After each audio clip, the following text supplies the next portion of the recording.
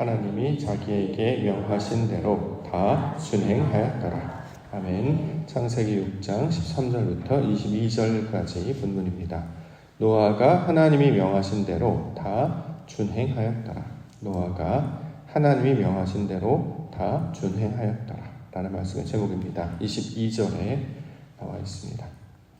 22절 말씀 보시면 노아가 그와 같이 하여 하나님이 자기에게 명하신 대로 다 준행하였더라. 자, 동행의 주제를 가지고 지금 말씀을 계속해서 살펴보고 있는데, 동행한다, 함께 가고 함께 산다. 어떻게 하는 것인가? 오늘 본문에서는 하나님이 행하신 대로, 하나님이 말씀하신 대로 그대로 따라하는 것, 그 말씀을 그대로 지키며 감당하는 것. 자, 이것이 함께 가는 것이고 함께 사는 것이다. 자, 이걸 동행의 개념으로 설명합니다. 자, 우리로 이제 적용하면 말씀하신 대로 행하는 거잖아요. 조금 더 구체적으로 이제 설명을 한번 드리면, 우리가 이제 이 마이크를 사용을 하려면 방송 장비를 방송실에서 켜야 돼요. 이번에 장비가 좀 바뀌었기 때문에 버튼 한 번도 누르는 게 아니고 아무거나 누른다고 되는 게 아니라 이 매뉴얼이 설명서가 있습니다. 전원을 켜고 리콜 버튼을 한 번 누르고 한 번 더 눌러야 돼요. 그럼 어저께 제가 못 찾아가지고 한참 헤맸는데 한 번 더 누르고 그 다음에 이걸 아웃풋을 누르고 그 다음에 스피커를 누르고 그래야 이제 전원이 딱 들어오면서 소리가 딱 나게 되는 거죠. 자, 설명서에 따라서 버튼을 눌러야 작동합니다. 그렇죠? 이 원리가 세상의 모든 것에 다 그대로 적용이 된다는 거죠. 이 세상은 하나님이 창조하셨습니다. 말씀으로 창조하셨습니다. 그렇기 때문에 하나님의 말씀이 곧 설명서의 역할을 하게 되는 거죠. 하나님의 설명서에 따라 우리가 그대로 반응하고 따라하면 놀랍게도 불이 켜지기도 하고 작동하기도 하고 윙하면서 변화되는 것을 우리가 보게 됩니다. 자, 하나님께서 우리와 함께 동행하시기 위하여서 같이 그냥 무조건 있는 것이 아니라 삶을 통해서 주님께서 말씀하실 때 그것을 우리가 그대로 받아들여서 이걸 이제 감당하며 나아갑니다. 하나님이 하셨던 대로 말씀의 설명서에 따라. 그러면 마치 우리가 그 트리 같은데 불이 탁탁 들어오는 것처럼 세상에 공원에서 놀이기구가 탁탁탁탁 켜지고 불이 탁탁탁탁 켜지는 것처럼 그것이 막 켜질 뿐만 아니라 막 움직여지는 거죠. 이제 아이들이 이제 그런 장면을 보면 와 신기하다 이런 거 아니겠습니까? 자, 세상의 원리를 그렇게 우리 가운데 말씀하여 주시고 하나님이 말씀하신 그 말씀이라고 하는 설명서를 따라가면 이 놀라운 일을 경험하게 될 것이다. 그래서 우리로 감동하게 하시고 기뻐하게 하시고 이것을 통해 와 우리 하나님 최고야 대단하다 이것을 고백하게 해주셨다라는 거죠. 자, 이렇게 하나님의 말씀대로 행하도록 하는 일, 이것을 동행의 개념으로 우리 가운데 설명하고 있습니다. 그렇기 때문에 자꾸 모르면서 아무거나 막 누르면 안 돼요. 버튼이 많이 달려있어서 막 누르면 어쩌다 걸리겠지. 안 됩니다. 절대 안 켜져요. 왜냐하면 버튼 뒤쪽에 있거든요. 앞쪽에 있기도 하고 뒤쪽에 있기도 하고. 자, 반드시 설명서를 따르는 연습을 하셔야 합니다. 젊었을 때는 설명서 없이도 참 많이 잘했다고 생각하는데 요즘은 설명서가 없으면 잘 못하겠어요. 그래서 점점 설명서가 어떻게 될지는 더 유심히 보게 되는 것 같습니다. 저희 집에 이제 가구가 좀 이렇게 낡아가지고 이거를 구해보려니까 너무 비싸서 제가 스스로 고쳐보려고 하니까 요즘 어른들도 많이 동영상 참조하시더라고요. 동영상에서 어떻게 하나 이렇게 보는 거 저도 어떻게 하나 봐도 몇 번을 봤는데도 모르겠어요. 그랬더니 또 설명서 이렇게 제품 그 보수 제품을 주문했더니 설명서 이렇게 오더라고요. 꼼꼼히 읽고 하나씩 연습하고 있습니다. 신앙도 똑같다. 우리가 설명서를 잘 읽어야 합니다. 성경이라고 하는 이 설명서를 잘 읽고 충분히 숙지가 된 다음에 그리고 막 누르지 말고 이렇게 시뮬레이션이라고 하잖아요. 이렇게 누르고 하는 거고 이렇게 하고 이렇게 하라는 것이구나. 그리고 서두르지 말고 천천히 감당하게 되면 놀랍게도 세상 가운데 하나님이 역사하시는 그 놀라운 그 작동이 그 놀라운 변화가 그 놀라운 번쩍임과 반짝임을 우리로 경험하게 해주실 줄 믿습니다. 그 신기한 하나님의 나라 그것을 경험하며 하나님과 동행하시는 성도님들 교회 되기를 소망합니다. 자, 그러면 우리에게 이제 작동되는 원리를 보여주기 위해서 가장 먼저 눈에 보이는 어떤 것을 만들라 지시하셨는데 그게 바로 오늘 본문의 방주였습니다. 14절입니다. 너는 고페르 나무로 너를 위하여 방주를 만들되 그 안에 칸들을 막고 역청을 그 안팎에 칠하라. 내가 만들 방주는 이러하니 그 길이는 300규빗, 너비는 50규빗, 높이는 30규빗이라. 거기에 창을 내되 위에서부터 한 규빗을 내고 그 문은 옆으로 내고 상중하 3층으로 할지니라. 자, 방주. 배를 만들려고 한 게 아니라 방주를 만들려고 했어요. 그러니까 배와 방주는 엄연히 다른 겁니다. 배 모양이 아니죠. 그냥 상자입니다. 방주는 우리로 따지면 이제 직사각형 택배 상자 정도의 모양이 될 것입니다. 아침마다 문 앞에 놓여있는 택배 상자처럼 그 택배 상자와 같은 상자를 만들라라고 하는 것이죠. 특징을 보니까 30개 높이가 있고 3층으로 되어 있다. 그 다음에 맨 위에 창이 내어 있다. 우리 교회 모양이 그렇게 되어 있다고 늘 말씀을 드려요. 방주를 담기도 하고 성전을 담기도 하고 3층으로 되어 있죠. 1층이 있고 여기가 2층이고 높이가 3층이고 지금 여기가 이제 천장이 있습니다만 올라가 보시면 이쪽에 창이 있어요. 어떻게 이렇게 만드셨는지 너무 신기할 정도로 노아의 방주를 담기도 하고 성전의 모양을 담기도 한 모양이 성전 모양이기도 합니다. 자, 중요한 것은 뭐냐면 모양이 어떤지는 우리는 잘 몰라요. 하나님이 가르쳐 주신 그대로 만들 뿐이에요. 이것이 어떻게 사용되는지 어떤 목적으로 나타나는지는 모릅니다. 하지만 하나님의 말씀에 따라서 차곡차곡 쌓아서 무언가를 만들면 이게 방주의 모양이 된다라고 하는 것이죠. 자, 예전에 이제 설명드릴 때 하나님께서 우리 가운데 어떤 말씀을 드릴 때 우리가 아멘으로 받고 그것을 실제로 감당하면 이게 재료가 된다라고 말씀드렸잖아요. 우리가 아멘에서 예를 들어서 뭐 새벽 기도를 합시다. 우리 뭐 매달 첫 기도회가 있습니다. 뭐뭐 합시다라고 할 때 그때 아멘으로 반응하면 이게 재료가 돼요. 이건 이제 우리 어린 아이들한테 가르칠 때 게임에서 나오는 아이템 이렇게 하면 딱 생기는 거죠. 이제 그걸 가지고 하나씩 방주를 만들어 가는 것입니다. 왜냐하면 방주를 만드는 목적은 뭐냐면 하나님이 함께 계시는 곳을 우리로 알게 하시는 거예요. 하나님께서는 큰 우주 중에 지구, 더 나아가 우리라고 하는 곳에 우리가 이제 감각할 수 있도록 가정을 만들고 어떤 지역이나 사회를 만들고 모양을 만들어 주셨단 말이죠. 그렇게 되는 것은 하나님께서 우리와 함께 하시기 위하여, 우리와 동행하시기 위하여 어떤 모양을 짓게 하셨다라는 것입니다. 그러니까 여기서 중요한 것은 모양이 어떻게 생겼냐보다는 하나님과 함께 있을 그 장소. 자, 이것을 우리로 만들게 해주셨습니다. 그래서 역사를 쭉 살펴보면 이 방주의 모양과 기능이 똑같이 하는 게 이제 성막 처음에 이제 직사각형 모양으로 출발을 하고 성전도 마찬가지죠. 자, 성전이 그래서 우리 성경에서 중요한 성전 신학이라고 하는 것, 성전을 만들라라고 하는 것은 실제로 우리 눈에 보이는 그 건물이나 그런 걸 건축하라는 뜻이 아니라 중요한 것은 하나님이 거하실 하나님 집을 만들어가는 것이고 우리 가운데 적용을 하면 우리가 하나님이 거하실 그 거처가 되는 것이죠. 그래서 그 방주는 결국 우리 마음 가운데 새기는 것임을 처음에는 이제 눈으로 보고 그것을 경험하지만 실제로는 우리 내용 안에 우리 속사람 안에 만들어지는 것을 가리키고 있는 것입니다. 자, 중요한 것은 말씀대로 행할 때 하나님이 하라 하는 것을 그대로 따라갈 때 자, 이것을 감당하게 되면 이것이 하나님이 하실 그 상자의 모양이 되는 것이죠. 왜 상자를 만들려고 하자면 이게 결국 이제 생명의 장소가 되기 때문이다. 그래서 이 방주와 똑같은 이름이 이제 모세가 애기였을 때 상자에 대해서 이렇게 떠내려가지 않습니까? 그것도 상자입니다. 똑같은 단어를 사용하고 있는데 테바라는 단어 사용하고 있는데 그 상자가 이제 확장된 큰 개념. 중요한 것은 하나님께서 우리로 지으라는 어떤 것.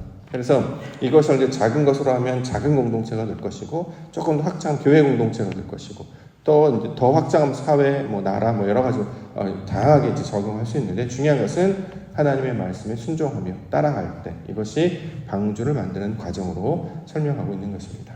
자, 이처럼 우리 가운데 주의 말씀대로 행하도록 가르쳐 주셨습니다.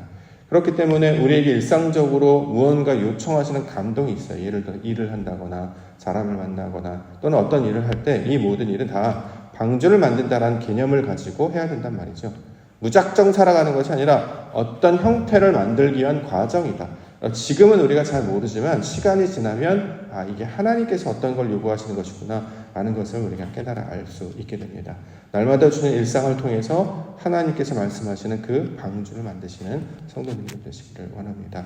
예배의 자리, 삶의 자리, 우리가 순종하며 나아갈 때 이것이 온전하게 만들어지게 될 줄을 믿습니다. 왜 그렇게 되냐면 그 다음에 홍수로 관한 이제 죽음 이야기를 하고 있는데요. 17절. 내가 홍수를 땅에 일으켜 무릇 생명의 기운이 있는 모든 육체를 천하에서 멸절하리니 땅에 있는 것들이 다 죽으리라.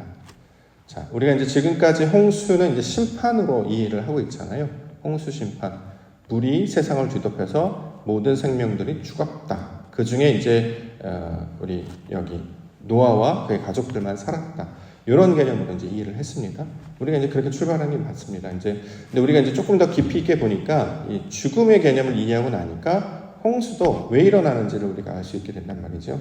자, 여기에서 보면 모든 육체를 천하에서 멸절하리니 이렇게 이제 한 단어로 쭉 풀어버렸기 때문에 모든 걸 다 죽여버린다, 쓸어버린다, 없애버린다 이런 개념이겠습니다만 우리가 이제 천하, 하늘과 땅이라는 뜻이잖아요. 이제 하라고 번역을 했는데 하샤마임 아레츠, 태초에 하나님이 천지를 창조하셨을 때 그 천지와 똑같은 단어입니다. 그렇기 때문에 하늘에 있는 것으로 땅에 있는 것을 채우다 이런 뜻이에요. 그러니까 여기서 멸절시키다는 것은 사람들 죽이는 게 아니라 영적 죽음을 가리키는 말이죠. 하나님의 말씀으로 우리를 채우셔서 육신된 우리를 하나님의 말씀을 채우셔서 하나님의 사람이 되게 하시기 위한 하나님의 일을 나타내고 있는 것이죠. 이걸 뭘로 하느냐? 물로 한다는 거예요. 물. 성경에서 물은 말씀을 상징하잖아요. 하나님의 물이 우리를 덮어서 우리 육신의 모든 것들을 씻겨가고 그런 찌꺼기들을 거두어가고 거룩하고 정결하게 하셔서 하나님의 사람으로 만드시겠다는 것이 홍수, 이 홍수로 나타난 죽음에 관한 내용이 된다는 거죠. 죽음의 개념을 다 모르면 이거 심판하시는 거네, 사람들 다 죽이는 거네, 우리 하나님 어떻게 이렇게 잔인할 수 있어, 하나님께 창조하셨다며 이렇게 이제 그럼 하나님 불의하신 분 아니에요, 이렇게 비판하는 목소리도 생길 수 있습니다만 성경은 그런 목적으로 준 게 아니라는 거죠. 세상의 것을 우리로 알 수 있도록 하면서 하나님의 의도는 봐봐, 너희가 지금 육신이 되었잖아. 말씀을 따르지 아니하고 육신으로 자기 속에 오른 대로 행하였잖아. 왜 그러냐면 땅에 있는 것들, 자신 안에 있는 욕망, 자신 안에 있는 어떤 자랑들, 내가 어떤 습관들이 가득 차 있기 때문 아니냐. 이걸 제거해 보려면 어떻게 제거를 하느냐. 내 스스로는 제거가 안 돼요. 그래서 우리 삶을 살아가면 습관이 잘 안 변한단 말이죠. 사람이 변할 것 같아도 안 변해요. 그 똑같은 상황이 벌어지면 다시 또 반복됩니다. 자, 그런데 이게 어떻게 변하냐? 하나님이 채우신 물로 말미암아 이걸 정결하게 할 것이다. 그래서 이 모든 세상을 홍수로 죽게 한다라는 표현으로 설명하고 있다라는 거죠.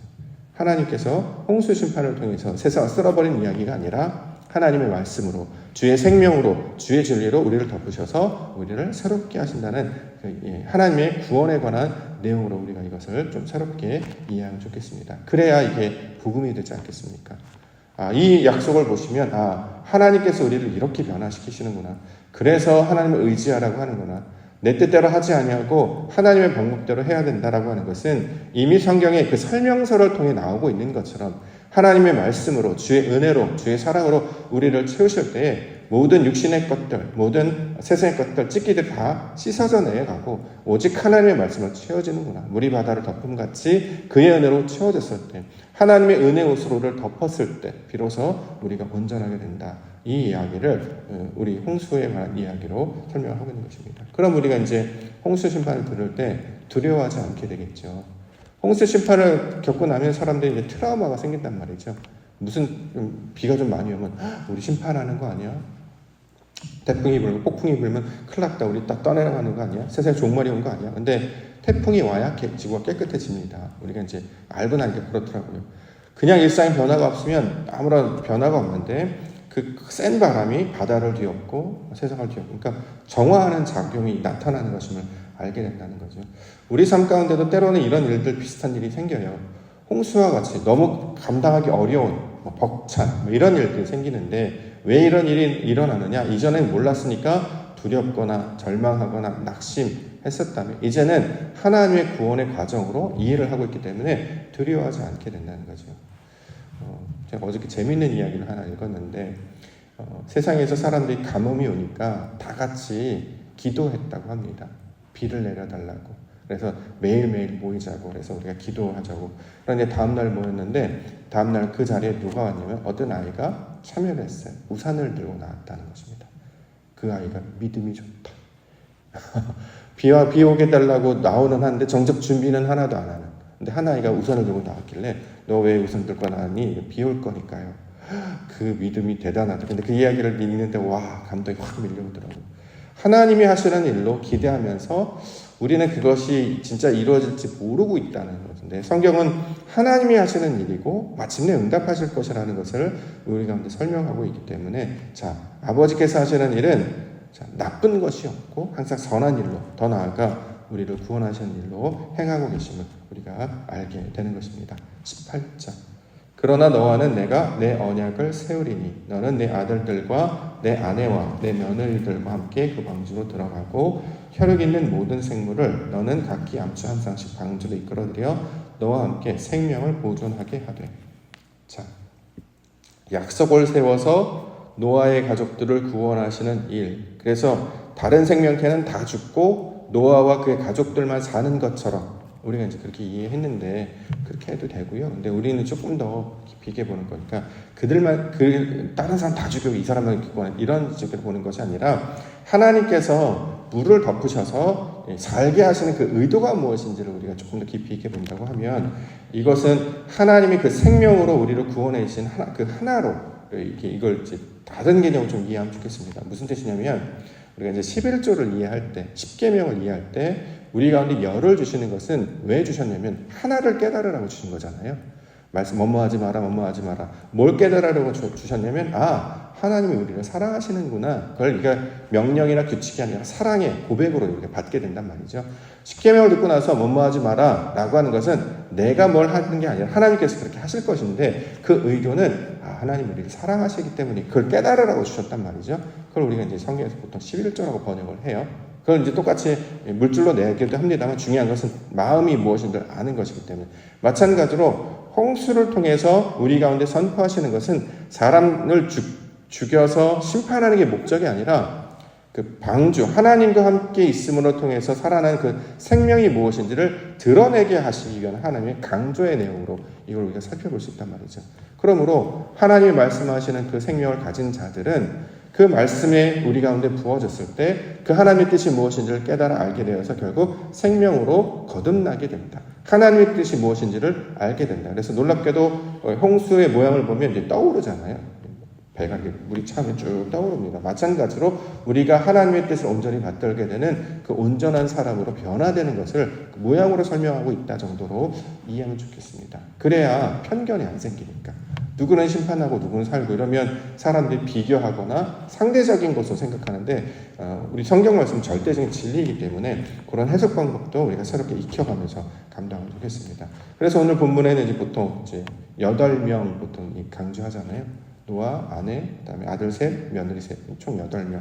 그래서 8명이 살았다는데 신기하게도 이 8이라는 숫자가 생명이라는 뜻을 가지고 있기도 합니다. 안식 후 첫날이라는 뜻도 되고 헬라어로 8을 옥토라고 부르죠. 달이 8개 달렸다. 그래서 옥토. 원래는 8월 달이었는데 10월 달로 바뀌어서 옥토버 할 때 옥토도 그 뜻이고. 근데 우리 교회 이름도 발음은 또 옥토예요. 이런 거 갖고 막 껴맞춰가지고 와 하나님께서 우리를 그렇게 살게 하시는구나. 세상이 험한 일이 다가올지라도 두려워하지 않을 것은 하나님의 말씀을 붙들고 방주를 지으려고 하는 그 사람에게는 생명으로 일어서게 되리라. 자, 그래서 마침내 하나님의 생명의 모습으로 살게 되리라. 그 이야기를 보여주고 있구나. 그래서 우리 눈에 딱 열매가 나타나는 것 같지 않고 변화가 나타나는 것 같지 않고 그냥 일상은 늘 반복되는 것 같아도 우리가 하는 그 예배와 기도와 섬김과 순종이 하나님이 기뻐하시는 그 방주의 모양을 만드는 것이 될 것이기 때문에 그 하나님이 부어주시는 그곳 가운데 우리는 마침내 그 하나님의 방주, 하나님을 찾았던 그 의인의 모습으로 하나님과 동행하며 함께 걸었던 그 신앙의 모습으로 이렇게 생명으로 드러나게 되겠구나. 그래서 나중에 예수님께서 이렇게 올라가시잖아요. 맞아. 부활하신 후에 올라가신 그 모양을 우리로 그렇게 받게 될 것이다 라고 이야기한단 말이죠. 요한계시록에 보면 그래서 새 거룩한 성 새 예루살렘이 위에서부터 이렇게 내려옵니다. 그래서 우리가 덧입는 형식이에요.